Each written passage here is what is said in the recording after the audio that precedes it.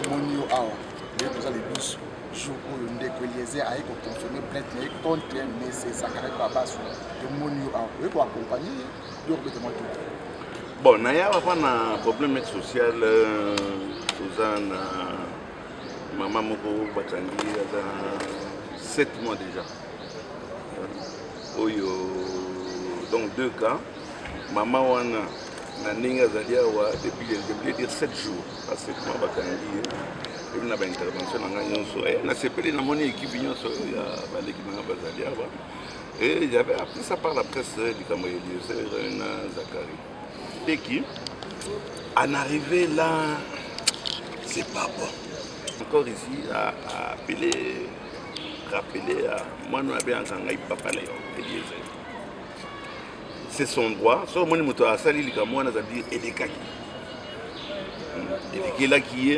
ne peut pas arriver à ce niveau ce qui est qui était.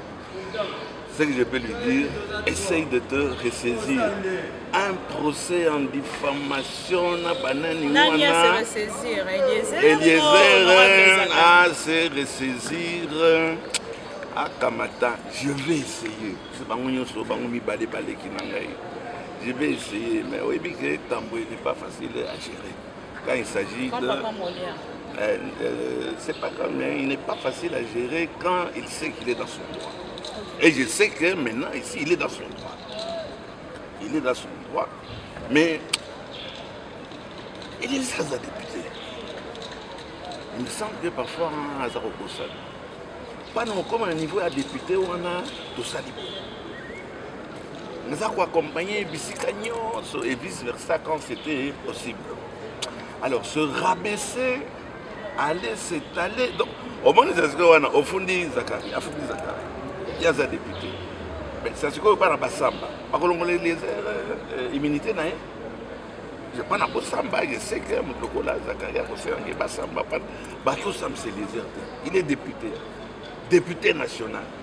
Mais vous attendez parler, on dirait que Kolobaka Karangambo est honorable Eliezer. Est-ce parce qu'il y a des députés ou au Koka qui peut Koloba n'a pas honorable Zakari, pardon, honorable honoraire Zakari Bababaswe. Au batal ici 35 vidéos au basion au bas condensé, il y a ba insulte que ba insulte dans Kati Babi que bino ba kinois les bozali ba endroit ailleurs dans la Kati République du Congo, République démocratique du Congo, topé Kolobé la Congo de votre côté. La même chose. Oui, aux autres à 34 ans.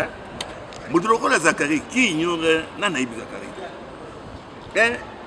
Allez, Moudroko la Daniel Saf. Maman, et l'équipe Biloba Loba. Mais ça style naïf. Fimbo et Koso. Moi, je ne peux pas me rabaisser, je dis bien me rabaisser en tant que député, en tant que Kobutu, mais en tant que député. Un député n'a pas le droit de réclamer ses droits. Tout le monde croit qu'il a le droit. Et puis, WhatsApp, parti il y a réponse soi-disant. Il y a Zakari Babaswe contre Eliezer. Je n'étais pas content. C'est bas, c'est vil, c'est sale, c'est la fausse sceptique. Biloko wanengo wana boza bato ba personnalité boza mama aussi ki ngai mama kamoto ya salité to ya ba bitumba ningo wana ou bien nakendeki na mwasi. J'essaie de me respecter en tant que tel. J'espère ndeki na ngai Eliezer Tambwe azana kanda. Ok, papa oui. Papa Léon. Oui. Tant oyo ya tant que Kulutu. Oui. Député national. Oui. Tout oyo pour les Kamboy et comment na souka. Tous en solution na. Bino ba député na côté ya Bobo Salamine. En tant que Kulutu. Je crois au niveau de Bisso, nous avons la commission de passage. Quand entre Bisso, nous avons Kamatada.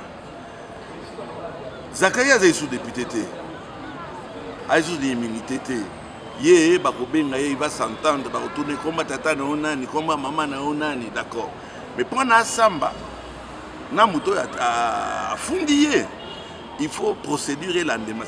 Il faut que Eliezer immunité naïe. La connaissance naïe, Kamandambo, il y a droit. On ne peut pas juger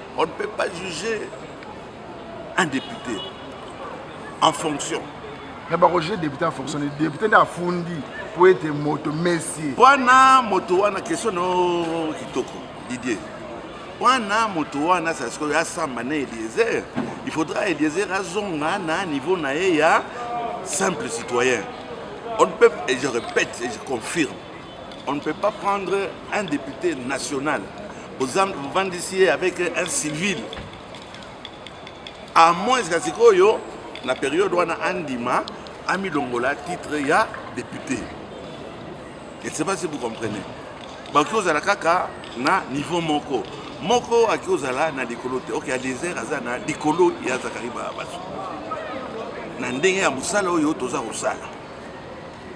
Alors, ce qui me dit qu'un jour, il y a qui m'a tout monnaie des cas qui a l'ongola pété naé, il y a qui député. N'a pas regretté mingi parce que Moussalo tout ça, yo y est bien. Mais non, je voyais bien mon n'a pas regretté mingi comme un sommet. Dans moi les états qui ni pas à Matalikolo. Le Tokolo a allé déjà un ministre. C'est un député national, allé un ministre. Donc, pour qui m'y écoute, moi, message fort pour passer la bande de côté parce que pour qui m'y écoute, il y a un député national. On a besoin d'un conseil des sages, besoin d'un assemblée nationale. Moi, pour qui m'y écoute, il y a un combat qui va dans aussi. Je vais vous avouer quelque chose. Zakari n'a pas le choix. Il s'est arrivé à Malobi et Zayasson. Et les arrières à 17h54. Maman a 58. Où est le problème? Les gens montrent. Il y a un matin qui montre. Les gens montrent. Et ça, il est au moto, je vais essayer de concilier. Mais si la meilleure pas concilier, Safou avec Kebaï. Parce que moi, en tant que je vais respecter je vais essayer que moi, Atika à la place. Merci. Et Bozako Sala, Bolimosa Ilandé, Zakari, buzz. Il y a des gens qui ne vivent qu'à cause il y a buzz. Style ya Zakari, Zakari a Rolandanga IP. Mais Nana Bossani style ya Zakari. Nana Namunité, la Misala Nyoso, Nana Seina Tamboué, toujours les gars pas confiance à la bateau. Mais tout ça, style n'a pas. Alors, pour que nous mettre de l'eau au moulin, il y a bateau, Bafingaka. Ami Longola, Atikala, député national. Il nous reste 1 an et demi. Honorable, il faut corriger les bateaux, pour corriger les moments où ils ont punition.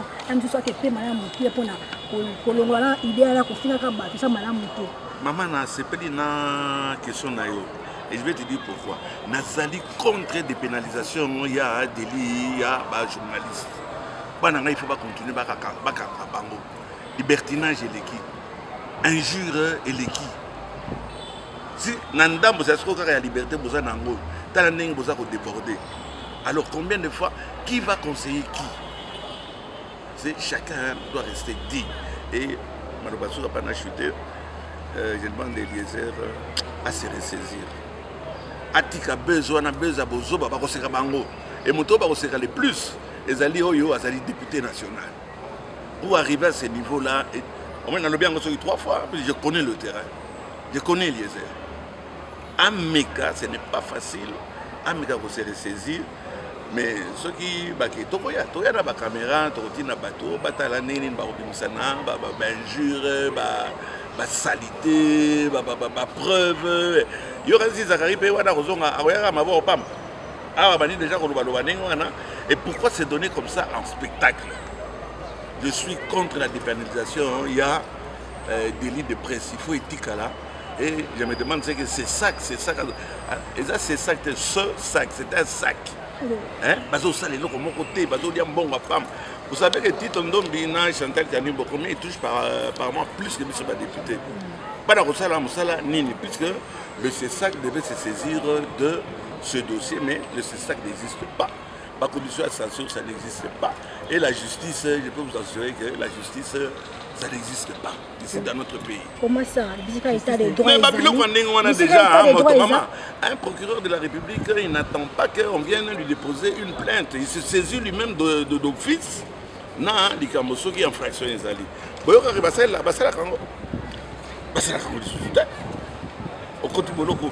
okoti boloko oza na l'art na yo obimi kobanga boloko te kota na boloko okobima mais yiba c'est malheureux de le dire mais c'est ce que nous vivons. Merci. Merci. Ok. C'est fini, hein. Le téléphone.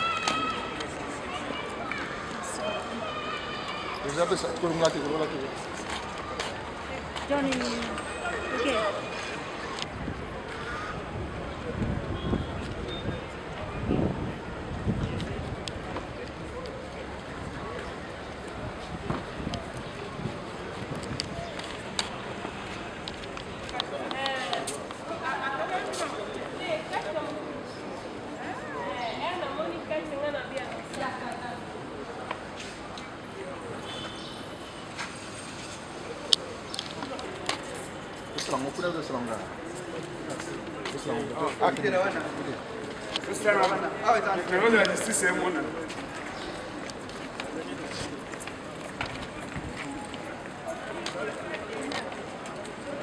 Nini au retour pour par rapport à la consommation à plainte contre Zakari Bababasso.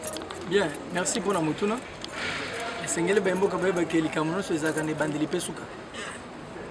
Toye na parquet général près la cour d'appel de Kinshasa Gombe. Toye na honorable Eliezer Tamboyo Azali victime ya ba propos désobligeants de la part ya ndeko Zakari Bababasso. Namboko yo tozo comprendre te. Donc ce qui oza na responsabilité moko na kati ya mboka esili olongwe mbala moko koza l'homme d'état. Ndeko wana a propos atenaki ezali tellement grave à tel point que touchaki na intégrité physique ya honorable Eliezer Tambo.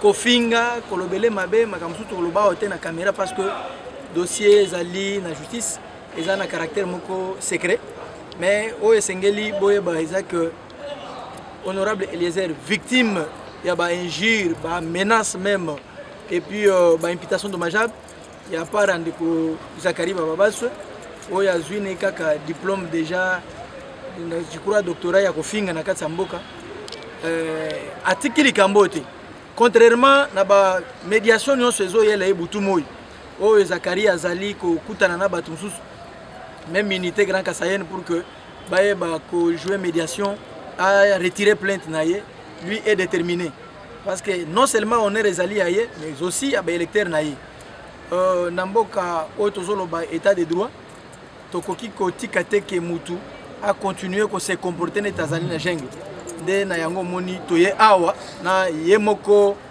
victime honorable Eliezer ayo confirmer plainte mukola leo tonde ko confirmer plainte donc ndeko Zakari a déjà que match bandi justice et zongisa mutu na badroit naye.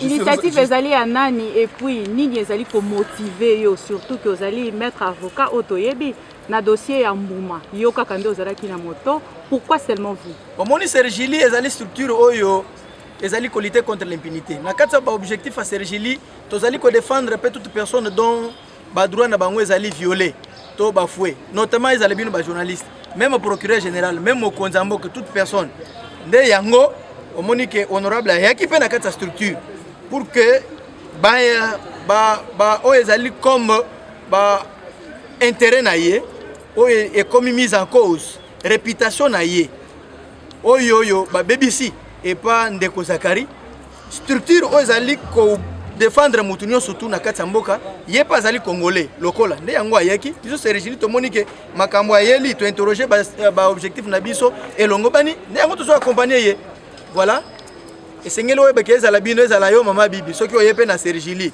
to défendre l'intérêt na yo. OK pour défendre l'intérêt na to yaki awa ko déposer plainte lelo honorable eko confirmer to yeba siko makambo ya procédure ezali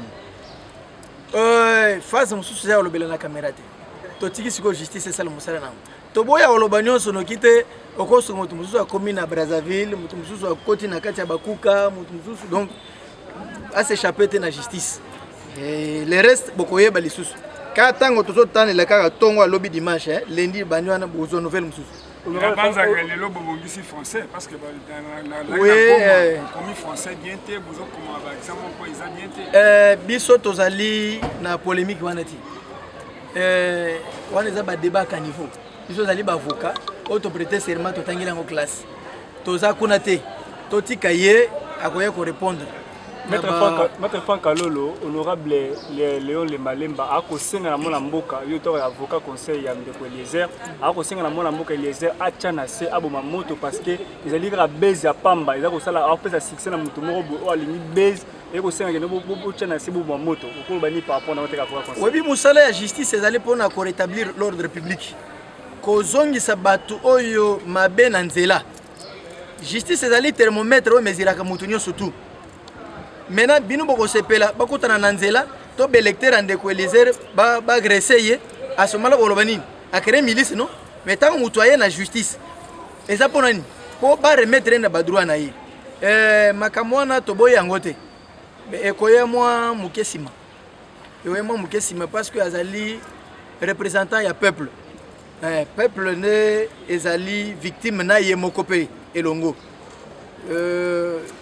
table ronde ko yemo sima to yena na justice emeka ko rétablir yena ba droit na ba soki makamwa neza la rambele to yate batu bako yete liboso justice sima bo sa lisuneta masano sergile sala masano te bongo soki eza mokonzi ya Assemblée nationale moto asengi bokozon asimate biso tozo dépendre na yete biso zali structure à droit de l'homme mokonzi Assemblée nationale aza mokonzi na biso te biso zali na ba objectif na biso. Je crois que justice est qui nyonso. Yangonde zongi sakabatu. Nanzela pour que kimi ekote. Pour kimi ekote maître. Mais quand éclairci bandeko. Papa Léon le maniba awutiao. Alobi boyi. Makambo bazo kena eko senga pe ba longola. Malongola mwana mboka yenye. Ba sama pe na ndeko. Samba esengeli ba longola est-ce que ça solo to makamba lobi wana lobi kana pa. Te ndeko pour ayebi procédure te. Ya ba lever d'immunité. Ye nde azali plaignant. Ye azakizé te.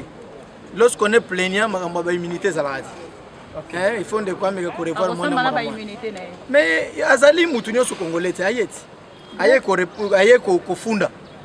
Yé Azali victime. Bon, on a évité disposition. Il y a plaignant, il y a balongolais, immunité. On a bien noté sur le web. L'autre maître voilà. Vous avez retiré cette plainte pour que la traite à l'amiable de temps que conseil. Vous savez, la décision de déposer la plainte émane de l'honorable Eliezer Tamboa. De la même manière que la décision du dépôt de la plainte est venue de l'honorable Eliezer, l'initiative pour le retrait de cette plainte ne peut venir que de lui. Tout dépend de sa volonté. Mais je dois vous avouer que le retrait de la plainte par la victime n'arrête pas la continuité de la procédure pénale. Parce que, vous, comme vous le savez bien, dans les dossiers de notre frère Ferdinand Kambere, le plaignant a retiré sa plainte. Mais comme le ministère public, qui est l'organe poursuivant, les témoins, la victime a déposé sa plainte. Dès que la victime dépose sa plainte, les dossiers ne lui concernent plus principalement. C'est l'État qui s'engage à travers le ministère public qui poursuit les culpés pour les préventions contenues dans la plainte. Et donc, même si l'honorable Eliezer retire la plainte aujourd'hui, tout dépendra du procureur général qui va apprécier l'opportunité de poursuivre ou non. Dans votre plainte, vous avez annexé un flash disk contenant toute une litanie de vidéos. L'honorable Zachary Babasso a répondu pour dire qu'il a aussi des vidéos dans lesquelles l'honorable Eliezer Tamboa avait aussi insulté. Vous savez, les droits d'accusé, c'est un droit constitutionnel.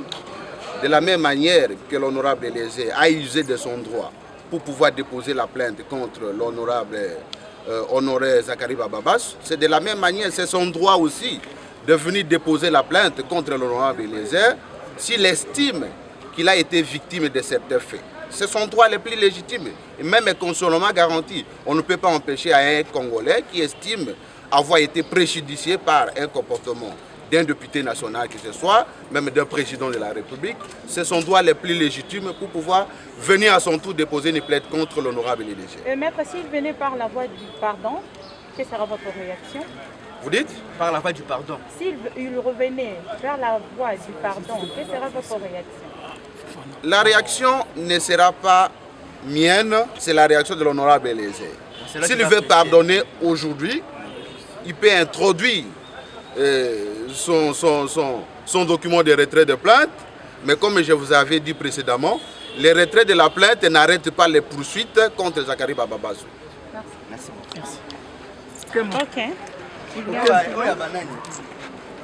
Pourquoi seulement sur Julie? Ils ont lobby ça? Il y a qu'à Sergi de défendre. On a évité notre tour de l'immobilier. Na okota na masolo no wana.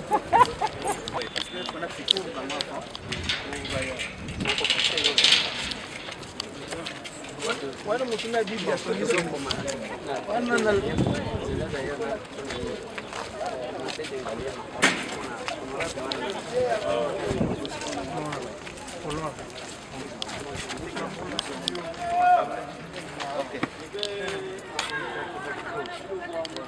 Ok.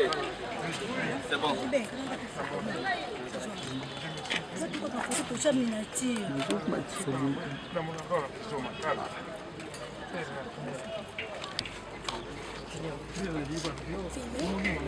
Voilà, cher image à télévision, on a